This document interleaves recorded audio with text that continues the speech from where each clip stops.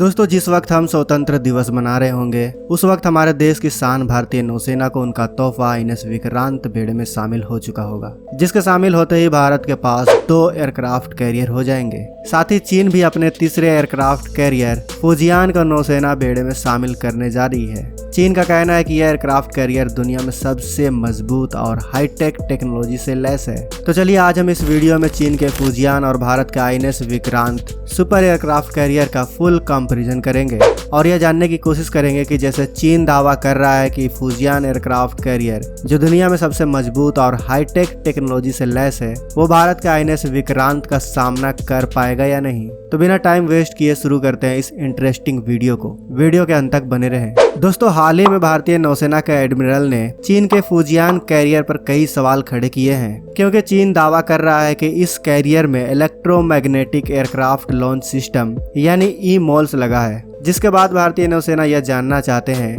कि चीन भाप की शक्ति पर EMOLS कैसे ऑपरेट करेगा, जबकि इससे बहुत बेहतरीन अमेरिका का US गेराल्ड फोर्ड अभी तक इस सिस्टम को लेकर काफी दिक्कतें झेल रहा है। दोस्तों, हम सभी को पता है कि एयरक्राफ्ट कैरियर से फाइटर प्लेन को लॉन्च करने के लिए खास तरह के सिस्टम की जरूरत होती है, क्योंकि एयरक्राफ्ट कैरियर का रनवे जमीन में मौजूद रनवे से काफी छोटा होता है। इसलिए एयरक्राफ्ट कैरियर का प्लेन पर लैंडिंग और लॉन्चिंग के लिए खास तरह के सिस्टम का इस्तेमाल किया जाता है, जिसे कैटोबार सिस्टम कहा जाता है। कैटोबार सिस्टम का काम किसी भी एयरक्राफ्ट कैरियर से फाइटर प्लेन को लॉन्च और रिकवर करना होता है। यह सिस्टम 2 तरह के होते हैं। पहला स्टीम कैटापल्ट जो आज के ज्यादातर कैरियर में यूज होता है, वहीं दूसरा इलेक्ट्रोमैग्नेटिक एयरक्राफ्ट लॉन्च सिस्टम यानी EMOLS। इस एयरक्राफ्ट कैरियर को सीधे तौर पर अमेरिका के लिए चुनौती माना जा रहा है। इस तरह की तकनीक का एयरक्राफ्ट कैरियर वर्तमान में दुनिया के चुनिंदा देशों के पास ही मौजूद है। इसमें अमेरिका, फ्रांस और ब्रिटेन शामिल है। फुजियान चीन का सबसे बड़ा, सबसे आधुनिक और सबसे शक्तिशाली एयरक्राफ्ट कैरियर है। इसे टाइप 003 के नाम से भी जाना जाता है। चीनी नौसेना 2 एयरक्राफ्ट कैरियर का इस्तेमाल पहले से ही करती है।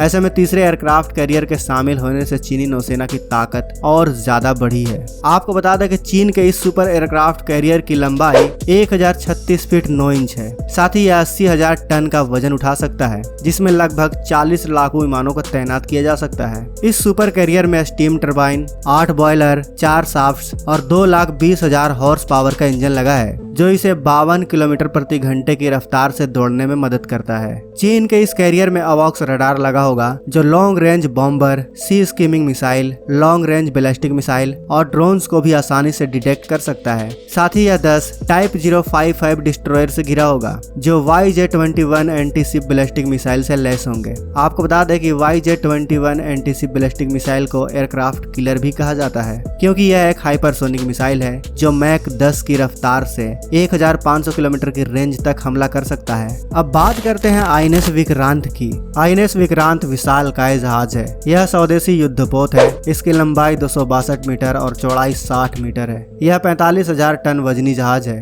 बनने के करीब 4.5 साल के बाद 15 अगस्त में इसे भारतीय नौसेना को सौंप दिया जाएगा। INS विक्रांत एक साथ 30 फाइटर प्लेन को अपने साथ ले जाने में सक्षम है। भारतीय नौसेना का INS विक्रांत कैरियर जल्द ही सेना का हिस्सा होगा। दुनिया भर की नजरें भारतीय नौसेना के इस दूसरे एयरक्राफ्ट कैरियर पर टिकी हैं। इस तरह के जहाजों का निर्माण दुनिया के कुछ ही चुनिंदा देश कर पाते हैं। INS विक्रांत के लॉन्च होने के साथ ही भारत उन देशों की लिस्ट में शामिल हो जाएगा जिन्हें इस प्रकार के युद्धपोत बनाने में महारत हासिल है। कोचिन शिपयार्ड लिमिटेड में इसे तैयार किया गया है। इसे बनाने में करीब 20,000 करोड़ का खर्च आया है। यह युद्धपोत 4 गैस टरबाइन की मदद से चलता है। इसकी अधिकतम स्पीड 51 किलोमीटर प्रति घंटा है। INS विक्रांत के निर्माण के लिए DRDO ने एडवांस टेक्नोलॉजी का पूरा ख्याल रखा है। आपको जानकर खुशी होगी कि इसको भारत में ही नौसेना डिजाइन निदेशालय ने डिजाइन किया है। इसके 76% हिस्से को भारत में ही बनाया गया है। भारतीय स्टील अथॉरिटी ने इसमें बेहतरीन क्वालिटी की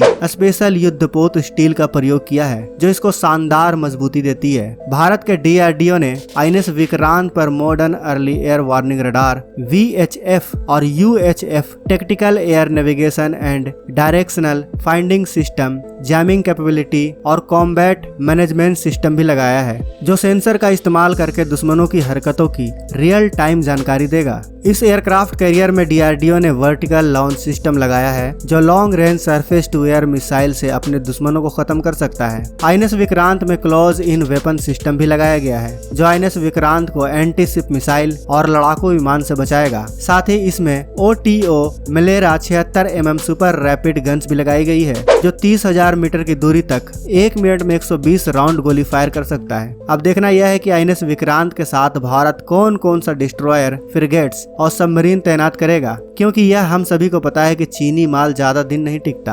आप खुद ही सोचिए दोस्तों कि 30 जुलाई को चीन ने इसे बनाना शुरू किया और 2023 में इसे बनाकर पूरा कर लिया जाएगा, जबकि भारत को आईएनएस विक्रांत को बनाने में करीब 4.5 साल का वक्त लगा है। और डीआरडीओ द्वारा बनाए गए हथियारों और मिसाइलों की ताकत का अंदाजा हम भारतवासी को तो क्या पूरी दुनिया को पता है, चाहे वह ब्रह्मोस मिसाइल, नाग मिसाइल, आकाश मिसाइल या फिर निर्भय मिसाइल हो। भारत के मिसाइलों का डंका हर जगह बजता है। तो दोस्तों यह था भारत का आईएनएस विक्रांत कैरियर और चीन के फुजियान कैरियर का कंपैरिजन वीडियो, जिसमें हमें यह साफ पता चल रहा है कि इन दोनों एयरक्राफ्ट कैरियर में किसकी जीत होगी।